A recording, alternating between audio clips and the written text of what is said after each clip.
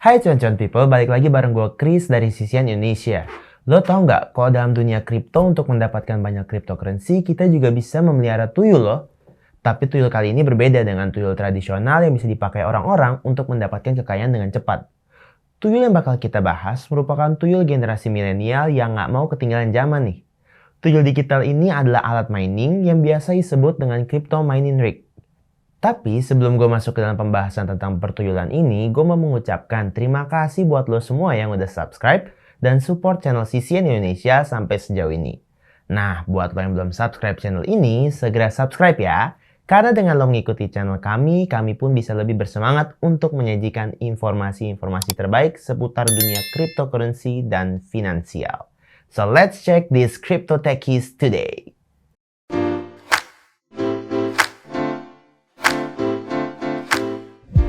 Lo masih inget gak dengan pembahasan kita di salah satu video tentang Proof of Work? Nih, gue ingetin lagi ya. Proof of Work atau biasa yang disebut dengan POW itu adalah sebuah suatu metode yang digunakan beberapa validator untuk mencapai kesepakatan. Cara validator mencapai kesepakatan ini adalah dengan memecahkan kode-kode algoritma dengan bantuan sebuah alat atau hardware yang berupa perangkat komputer atau perangkat keras apapun yang bisa melakukan penambangan sebuah blok dan kemudian didistribusikan melalui blockchain. Nah, validator ini nantinya akan melakukan beberapa percobaan sampai hash powernya berjumlah banyak. Dan percobaan ini bisa dilakukan dalam waktu setiap detik. Jadi, semakin tinggi hash rate yang dimiliki, maka semakin banyak kesempatan si validator ini mendapatkan aset. Di sisi lain, untuk melakukan kegiatan ini pastinya butuh banyak sekali tenaga, waktu, dan biaya. Karena selain menghabiskan banyak waktu untuk memecahkan kode-kode algoritma tadi, validator juga membutuhkan peralatan mining dan penggunaan listrik yang memadai. Nah, disinilah istilah tuyul digital muncul.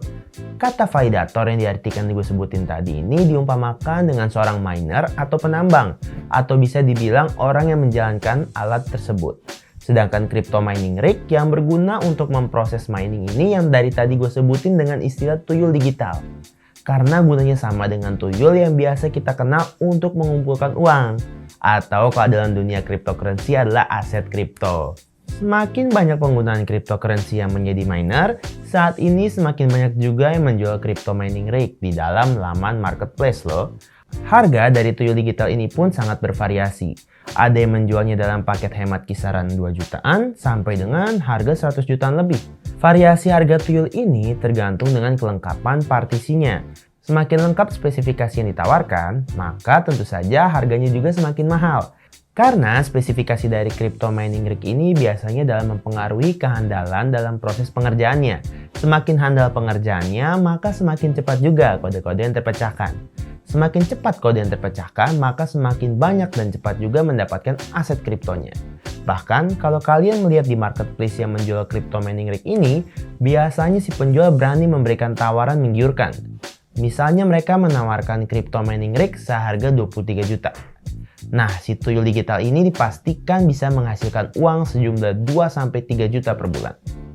Tapi apa lo tahu kalau tiap blockchain akan memiliki tingkat kerumitan dalam kode yang harus dipecahkannya. Misalnya pada Bitcoin dan Ethereum 1.0. Dalam kedua blockchain paling awal ini menggunakan mekanisme Proof of Work, di mana sistem tersebut membutuhkan kekuatan komputer dengan spesifikasi yang tinggi untuk memecahkan persamaan algoritma matematika yang kompleks untuk mendeskripsikan data. Jadi kalau lo memakai komputer dengan spesifikasi murahan, bisa jadi prosesnya tidak akan stabil dan akan gagal memecahkan kode-kodenya. Namun ada cara lain yang bisa dilakukan miner agar tidak perlu menggunakan alat mining yang mahal. Caranya adalah dengan menggunakan komputasi cloud, yang tugasnya adalah mengoptimalkan proses mining dengan mengalihkan proses autentikasi transaksi sehingga meringankan beban keuangan. Tapi tentu saja, cloud mining ini mempunyai batasan. Misalnya, adalah letak digunakan cloud mining ini hanya bisa digunakan di daerah di mana listrik murah dan bisa dicarikan dan memiliki iklim lebih sejuk. Selain itu perlu diingat juga, mining cloud ini cuma bisa digunakan untuk sistem Proof of Work. Berbeda dengan blockchain baru seperti Ethereum 2.0 dan Polygon dan lainnya. Blockchain seperti ini bisa menggunakan sistem Proof of Stake karena memiliki mode mining yang lebih hemat energi dan murah. Keluar dari pembahasan tentang cloud mining, walaupun terlihat mudah, tapi mining kripto tidak semudah hanya menyalakan komputer. Bisa dibilang kalau lo mempunyai crypto mining rig ini, berarti lo sudah siap untuk berinvestasi kripto. Karena nantinya kalau lo berhasil dengan cara mining ini, pastinya lo akan membeli alat mining rig lebih banyak lagi. Secara khusus, unit pada crypto mining rig ini berupa GPU atau sirkuit terintegrasi khusus aplikasi atau ASIC untuk menyiapkan crypto mining rig. Selain seperangkat crypto mining rig ini, biaya yang perlu diperhatikan adalah energi atau daya listrik yang stabil dan mumpuni. Jadi misalnya, lo mempunyai 3 perangkat tuyul digital, maka tegangan listrik dan biaya yang akan dibayarkan tiap bulannya akan menjadi lebih banyak 3 kali lipat. Tapi jangan salah, penghasilan yang lo dapatkan juga akan bertambah 3 kali lipat juga. Ada seorang miner Indonesia yang sudah berhasil melakukan pertambangan kripto menggunakan tuyul digital atau mining rig ini. Orang tersebut adalah Joko Crypto. Dulunya sebelum dia mengenal kripto lebih dalam, dia hanya seorang pekerja kelas bawah di pasar Tanah Abang. Tapi dengan niatnya yang kuat dan memutar otak untuk bisa mendapatkan penghasilan dari penambangan tanpa keluar modal, dia mencoba untuk memperkenalkan blockchain dan kripto ke pengusaha konveksi di pasar Tanah Abang itu. Tapi nggak ada satupun yang percaya. Akhirnya dengan modal 5 juta, dia membeli 3 VGA second dan melakukan mining di rumahnya sendiri. Setelah beberapa bulan dan melakukan mining, dia merasa usahanya ini membuahkan hasil. Akhirnya, dia pun memberikan portofolio atas aktivitas miningnya kepada pengusaha konveksi pasar Tanah Abang dengan istilah menangkap tuyul. Siasatnya ini berhasil dan akhirnya pun dia membesarkan usahanya dengan sistem bagi hasil bersama pengusaha konveksi tersebut. Alih-alih menjadi investornya, seiring berjalan waktu, bisnisnya pun berjalan dengan baik. Yang sebelumnya dia hanya mempunyai 3 crypto mining rig, saat ini dia sudah memiliki konsorium perdana yang berisi 1000 rig. Dengan keadaan kripto seperti saat ini, Joko mengatakan bahwa dia masih positif dan justru menjadi peluang menarik untuk mining kripto. Tapi dengan catatan mempunyai strategi khusus dan membutuhkan komitmen kuat dari seorang miner. Dia juga mengatakan sebagai seorang pemula yang ingin terjun ke bisnis crypto mining, harus ingat kalau hasil yang didapat tidak akan instan, tapi resiko yang dialami akan lebih kecil daripada metode lainnya.